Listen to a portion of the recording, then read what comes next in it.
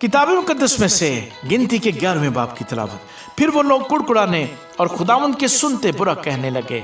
चुनाचे खुदावंद ने सुना और उसका गजब भड़का और खुदावंद की आग उनके दरमियान जल उठी और लश्करगाह को एक किनारे से भस्म करने लगी। तब लोगों ने मूसा से फरियाद की और मूसा ने खुदावंद से दुआ की तो आग बुझ गई और उस जगह का नाम तबेरा पड़ा, क्योंकि खुदावंद की आग उनमें जल उठी थी। और जो मिली जुली भीड़ इन लोगों में थी वो तरह तरह की हिर्स करने लगी।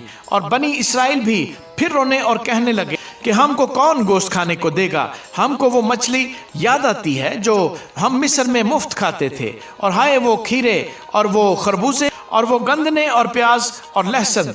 लेकिन अब तो हमारी जान खुश्क हो गई, यहाँ कोई चीज मुयस्सर नहीं, और मन के सिवा हमको और कुछ दिखाई नहीं देता। और मन धुलने की मानत था और ऐसा नजर आता था जैसे मोती। लोग इधर उधर जाकर उसे जमा करते और उसे चक्की में पीसते या उखली में कूट लेते थे, फिर उससे हांडियों में उबाल कर रोटियां बनाते थे। उसका मजा ताज़ा तेल का सा था, और रात को जब लश्करगाह में औस पड़ती तो उसके साथ मन भी गिरता था। और मूसा ने सब घरानों के आदमियों को अपने अपने डेरे के दरवाजे पर रोते सुना, और खुदावंद का कहर नहायत भड़का और मूसा ने भी बुरा माना। तब मूसा ने खुदावंद से कहा कि तूने अपने खादम से ये सख्त बर्ताव क्यों किया, और मुझ पर तेरे करम की नजर क्यों नहीं हुई, जो तू इन सब लोगों का बोझ मुझ पर डालता है। क्या ये सब लोग मेरे पेट में पड़े थे? क्या ये मुझ ही से पैदा हुए थे? जो तू मुझे कहता है कि जिस तरह से बाप दूध पीते बच्चे को उठाए उठाए फिरता है, उसी तरह मैं इन लोगों को अपनी गोद में उठाकर उस मुल्क में ले जाऊं जिसके देने की कसम तूने उनके बाप दादा से खाई है। मैं उन सब लोगों को कहां से गोश्त ला कर दूं, क्योंकि वो ये कह कह कर मेरे सामने रोते हैं कि हमको गोश्त खाने को दे। मैं अकेला इन सब लोगों को नहीं संभाल सकता, क्योंकि ये मेरी ताकत से बाहर है। और जो तुझे मेरे साथ यही बर्ताव करना है, तो मेरे ऊपर अगर तेरे कर्म की नजर हुई है तो मुझे यकलख्त जान से मार डाल, ताकि मैं अपनी बुरी गत देखने न पाऊं।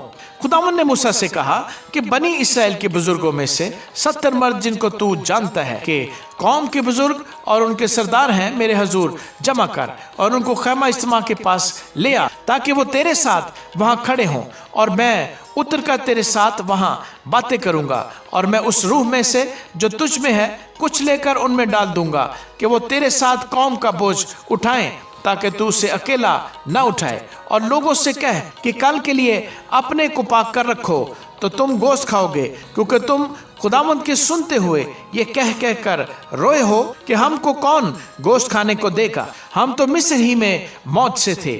सो खुदावंद तुमको गोश्त देगा और तुम खाना, और तुम 1 या 2 दिन नहीं, और न 5 या 10 या 20 दिन, बल्कि 1 महीना कामिल उससे खाते रहोगे, जब तक वो तुम्हारे नथनों से निकलने न लगे और तुम उससे घिन न खाने लगो, क्योंकि तुमने खुदावंद को जो तुम्हारे दरमियान है तर्क किया, और उसके सामने ये कह कह कर रोए हो कि हम मिस्र से क्यों निकल आए। फिर मूसा कहने लगा कि जिन लोगों में मैं हूं उनमें 6 लाख तो प्यादे ही हैं, और तूने कहा है कि मैं उनको इतना गोश्त दूंगा कि वो महीना भर उसे खाते रहेंगे। सो क्या भेड़ बकरियों के ये रेवड़ और गाय बैलों के झुंड उनकी खातर ज़िबा हो कि उनके लिए बस हो, या समंदर की सब मछलियां उनकी खातर इकट्ठी की जाएं कि उन सब के लिए काफी हो। खुदावंद ने मूसा से कहा, क्या खुदावंद का हाथ छोटा हो गया है? अब तू देख लेगा कि जो मैंने तुझसे कहा है वो पूरा होता है या नहीं। तब मूसा ने बाहर जाकर खुदावंद की बातें उन लोगों को कह सुनाई, और कौम के बुजुर्गों में से 70 शख्स इकट्ठे करके उनको खैमा के गिरदा गिर्द खड़ा कर दिया। तब खुदावंद अबर में होकर उतरा और उसने मूसा से बातें की, और उस रूह में से जो उसमें थी कुछ लेकर उसे उन 70 बुजुर्गों में डाला। चुनाचे जब रूह उनमें आई तो वो नबूवत करने लगे, लेकिन बाद में फिर कभी न की। पर उनमें से 2 शख्स लश्करगाही में रह गए, एक का नाम इल्दाद और दूसरे का मेदाद था। उनमें भी रूह आई, ये भी उन्हीं में से थे जिनके नाम लिख लिए गए थे, पर ये खैमा के पास न गए और लश्करगाही में नबूवत करने लगे। तब किसी जवान ने दौड़कर मूसा को खबर दी और कहने लगा कि इल्दाद और मेदाद लश्करगाह में नबूवत कर रहे हैं। सो मूसा के खादिम नून के बेटे यशु ने, जो उसके चुने हुए जवानों में से था, मूसा से कहा, ऐ मेरे मालिक मूसा, तू उनको रोक दे। मूसा ने उससे कहा, क्या तुझे मेरी खातिर रश्क आता है? काश खुदावंद के सब लोग नबी होते और खुदावंद अपनी रूह उन सब में डालता।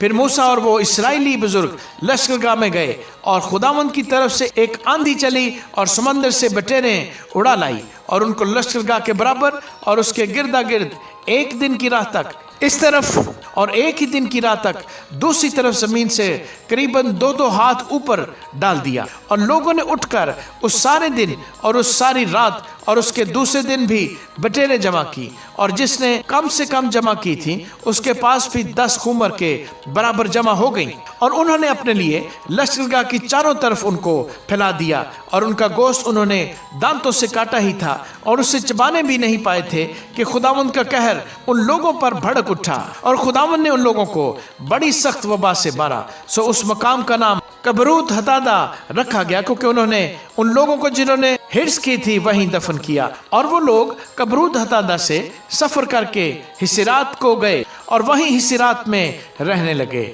आमीन।